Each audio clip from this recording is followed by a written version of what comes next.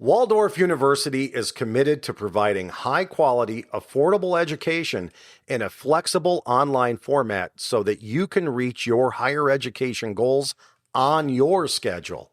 They offer over 130 fully online degrees with programs at every level designed to meet the needs of fire professionals across the country. The fire science alumni include all ranks of fire and municipality leadership who value Waldorf not only because of the excellent education they received, but because of the community they build around their values and focus on community risk reduction. Waldorf University is more than just a college, it's a community. Their mission is to educate the whole student, and by keeping you, the student, as their focus, they're able to help you succeed personally, professionally, and academically. Blue Card users receive a 10% discount on tuition and credits toward their degree. For more information, go to waldorf.edu/LP/blue-card for more information or check out the show notes for the link. Ignite your future today and start your higher education journey with Waldorf University.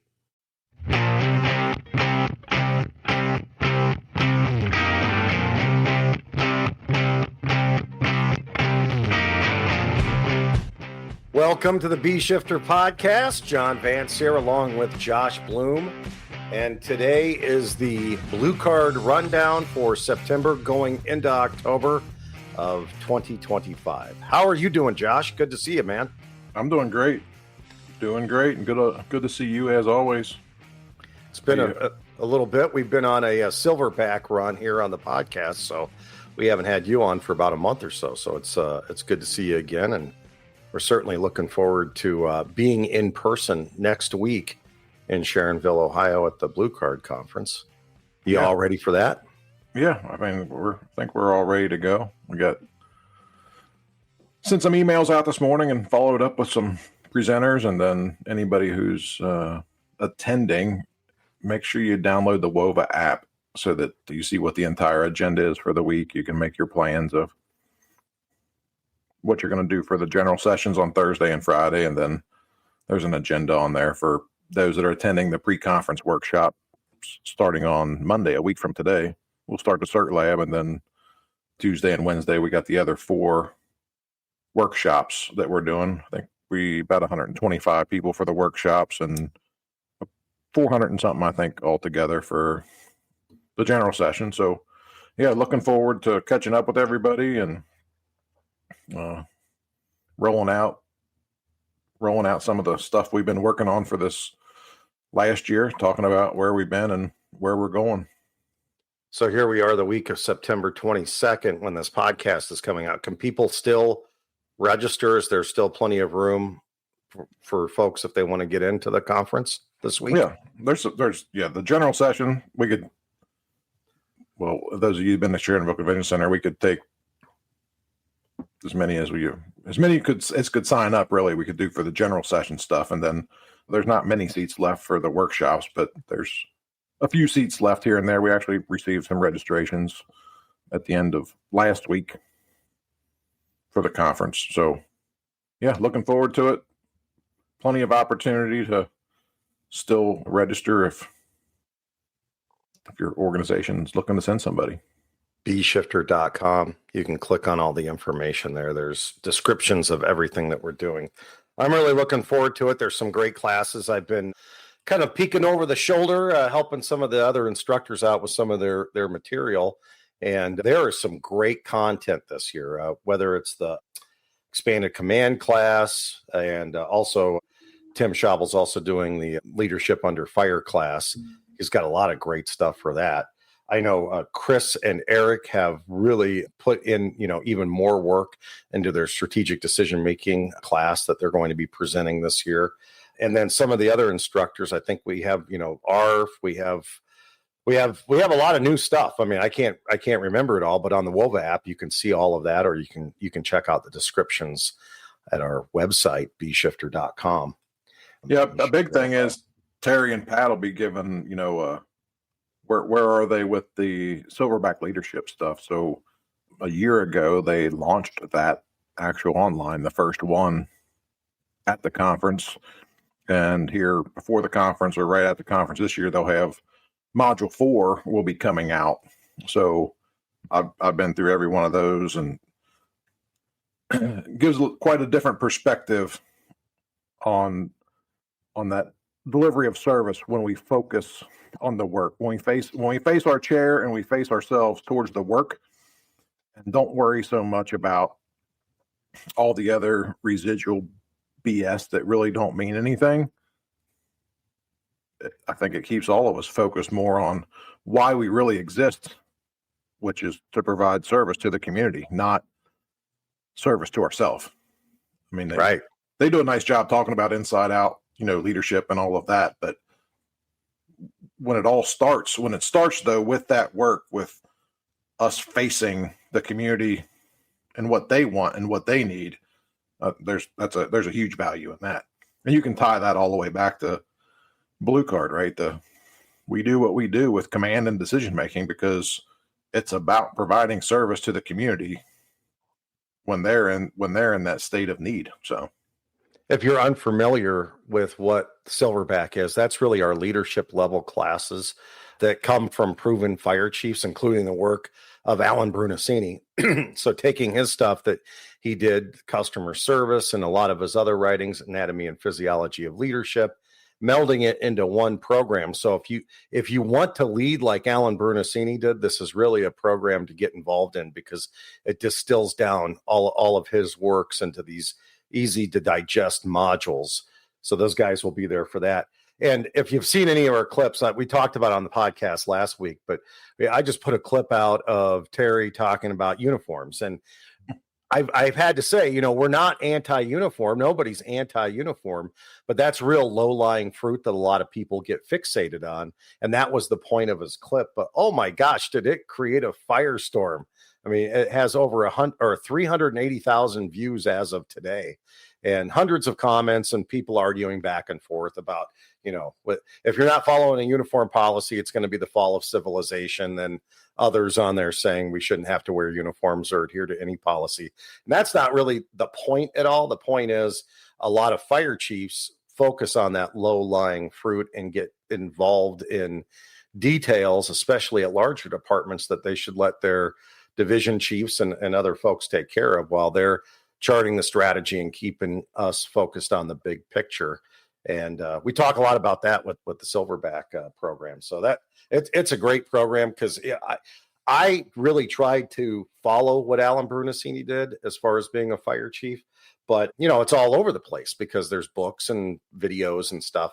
And now we're trying to collect that all into one nice collection for everybody. So if you want to get the teachings of AVB, you'll be able to get that through Silverback. Yeah, if we would only give as much attention to the uniforms or not as much attention to our service delivery and what we do with service delivery and as we do to the uniforms, we would all be so much further ahead. But it's like, how in the world did that get so?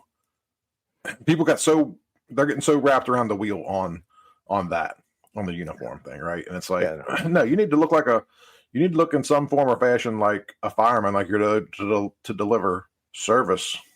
But on their worst day, they really don't care. No, and that's really the point. So check that out. It's good stuff. So looking forward to seeing everybody at the 2025 Blue Card Hazard Zone Conference in Sharonville, Ohio. Easy to get there. Our guys this week are out in Connecticut, right? They're at the RF Working Group Conference. It's an educational symposium. What are they doing out there? Yeah, so Chris Stewart, Sean Glazer, and JT they got a general session that they're doing there.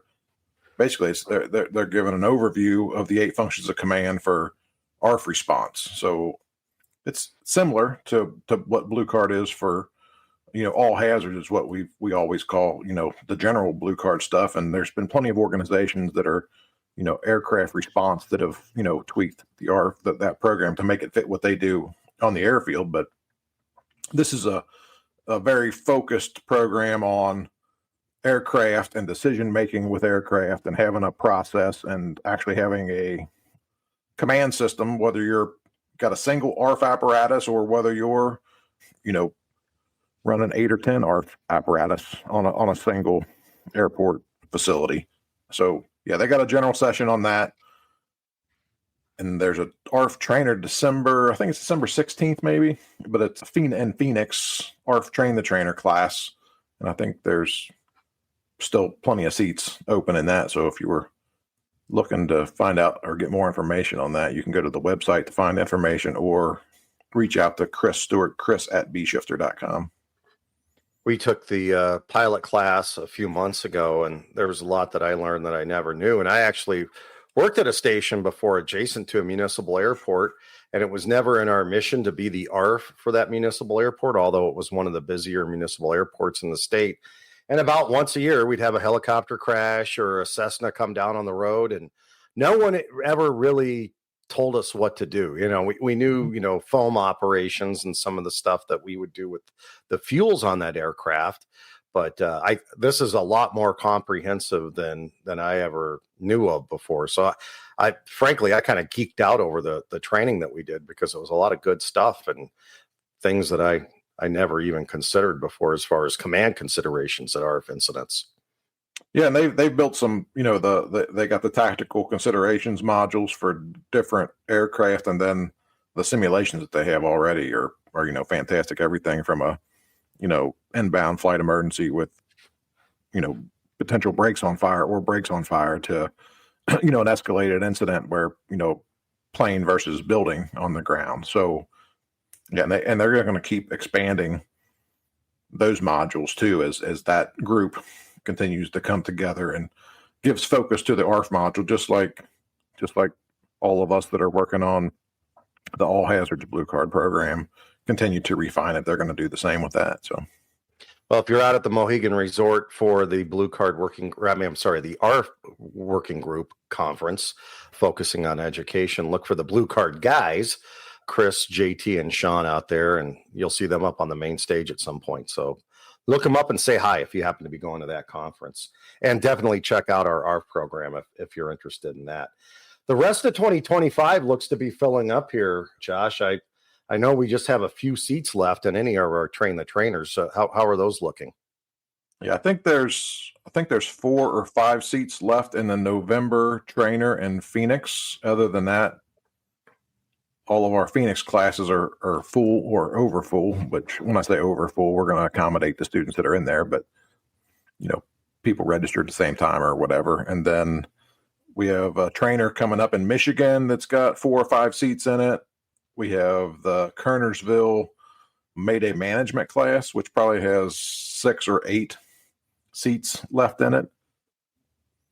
And other than that, it's pretty much so filled up through the rest of the year. And we posted the dates for 26 about, I don't know, just a few weeks ago. And we've been seeing quite a few registrations come in for those Train the Trainer classes in Phoenix after the first of the year. And then we got January through April, we already have trainers and workshops scheduled. So if you're looking to do something locally next year, the sooner you get with us, the more flexibility we'll have, obviously, with dates. But when we have 3 events in January, I think 3 in February, and then 3 in April already on the books. So we can definitely deliver and do work, multiple classes in the same week. But at some point we get to the point where we're taxed with what we can deliver. So we try to, though we did it, we try to avoid what we're doing in September and October this year with, I think, 5 Train the Trainer classes and a workshop and 2 conferences, and then our own conference in September, and then pretty much the same thing in October. So at some point, just like everything, you get to capacity, but we're in a much better place than the people building fire trucks, because we're still delivering in 6 to 9 month range, not 3 to 4, sometimes years. 5. Yeah. What a brutal testimony too, just as a sidebar. Boy, I'm glad I'm not those guys. Mm-hmm. Hey, so that looks good. Go to our events page. When you go to bshifter.com, you can look at all those dates. And then if you're interested in a particular class, click on that and you can put your form in to get registered for that. About, what was it, April, that we kicked off our AAR module for after action reviews and enabling folks to really have a very objective way of doing after action reviews with their departments. How is that turning out right now? Where are we at on the after action reviews? Yeah, so we actually turned it on at the conference last year. Oh, okay. As like the trial modules, if you will, and then based off some feedback, we relaunched with some refinement. Command Function 7 went through it, heard feedback. What can we do? How can we make it easier? And then once we started getting data into the system, we were able to update some things to make sure that we were providing the right questions, and then that the system was putting out the right feedback that the end user wanted. So yeah, the AARs, organizations that are using it are having tons of success. We're going to be doing a podcast coming up here probably in a month or less with an organization here just outside of Cincinnati, Ohio, that's had 3 working fires in 6 months in the same 1.4 million square foot Amazon distribution center. Every one of them contained by the sprinkler system. 2 of them were in all 3 of them were in high rack storage, but 2 of them were on the top shelf of the high rack storage at 40 feet. Sprinkler system totally contained it. And this organization has, since the beginning of us delivering the big box workshops and us having the big box best practice SOGs that we collaborate on and built out based on input from Shane Ray and others that have been successful at these sprinkler controlled big box buildings. This organization latched onto that and is using that whole mind frame of, slow down a little bit. The sprinkler system's going to let the sprinkler system do its job. Though it's going to be interesting in the podcast, the conditions from a top shelf fire at 40 feet versus the last fire that they had that was on the on ground level. The smoke condition that they encountered, the sprinkler system totally contained it. Their smoke condition was quite different, throughout. So that just really takes us back to something that we talk about all the time, that we never go to the same fire over and over again. Right. So it's like, yeah, you're going to Amazon again for a fire, but what's on fire? What's the location of the fire? How far into the building is the fire?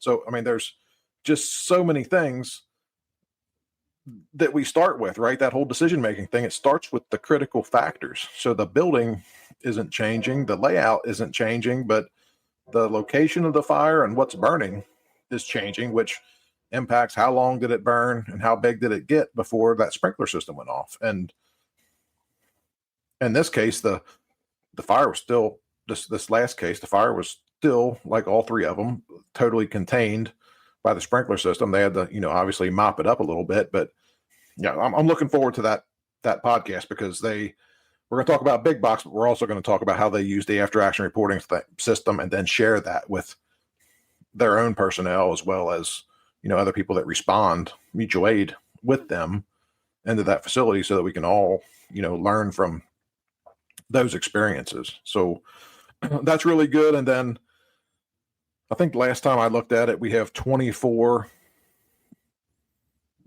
victim rescues that have been entered into there. So that's really, it's good being able to see that information and talk to organizations that have had, rescues. And then I've had a half a dozen of those organizations I talked to, and they said, yeah, we pulled out a victim, and if we didn't have this after action reporting thing, we would have said high five. We saved this person's life and we put the fire out. Great job.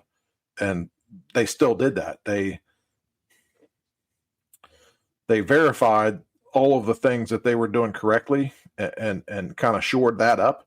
But then they had an opportunity to take a deeper look and say, but what can we still do better? Because that's what we should be doing every day. Like, what can we do better? And if you can't find anything that you can do better, then you're probably honestly not looking too hard, right? It doesn't have to be a big thing. There's always something, I think, that we can consider, or something that we can probably do better. And you notice I'm not saying that we did wrong, but something that we can just do better to provide the best service that we can possibly provide with the capabilities and resources that we have available to do so. So that's been really interesting. And then Eric Phillips he's had many meetings now with people who do data analysis and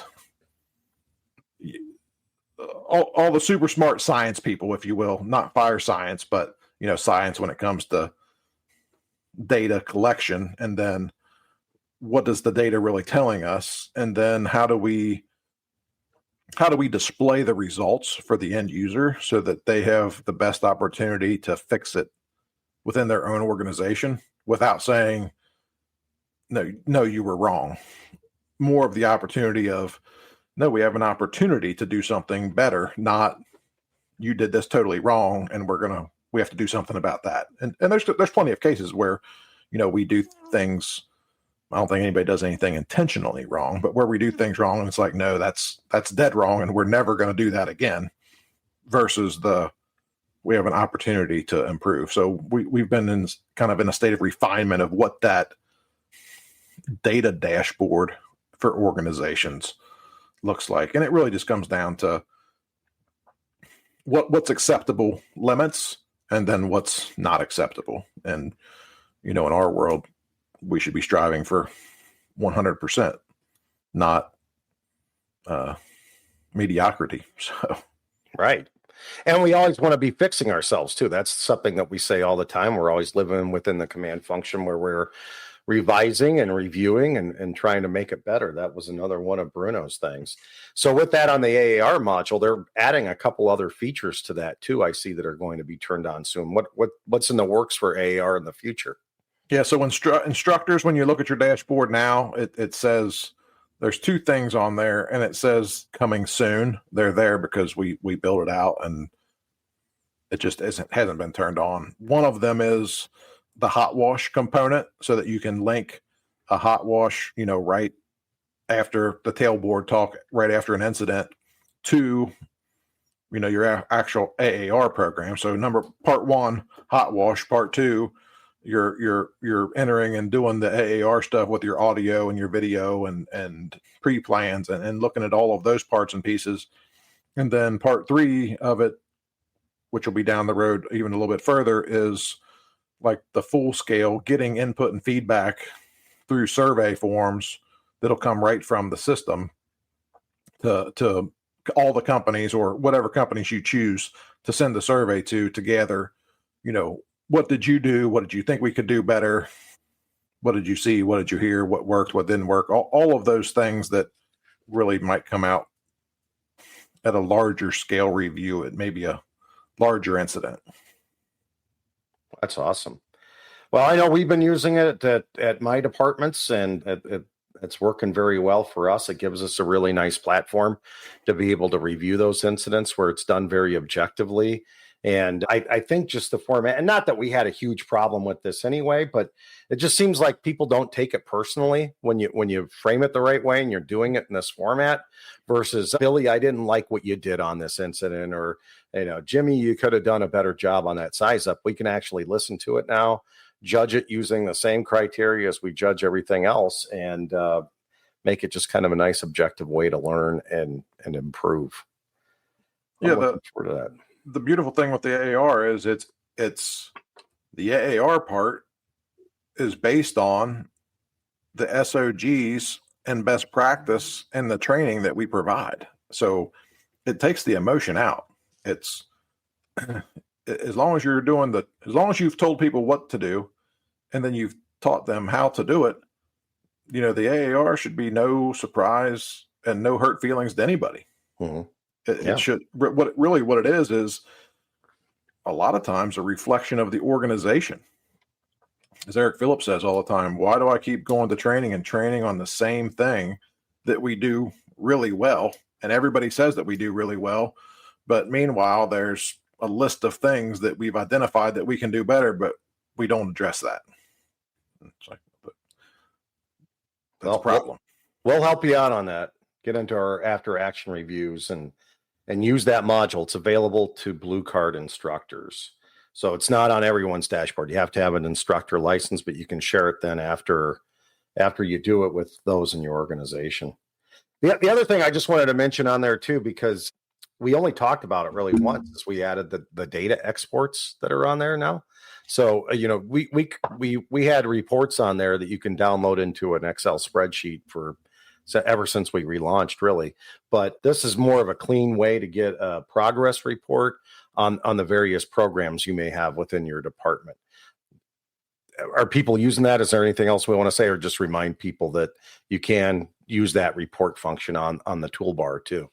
Yeah. So I think if you're not looking for it, you probably don't see it. So there on the left side of your screen, if you're an instructor, there's a place there that it's an option where you can click to export reports. So if you go there, you're not going to hurt a thing. You can go there and export all kinds of different reports, and it just streamlines really tracking for, renewal, 8 functions of command, how many hours people have. Basically, if the data's in the system, you can get a report out of the system very easily now that way. Or you can still do the old school way of drop it into an Excel sheet, and then you can do whatever you want with it. So yeah, I think people are using it.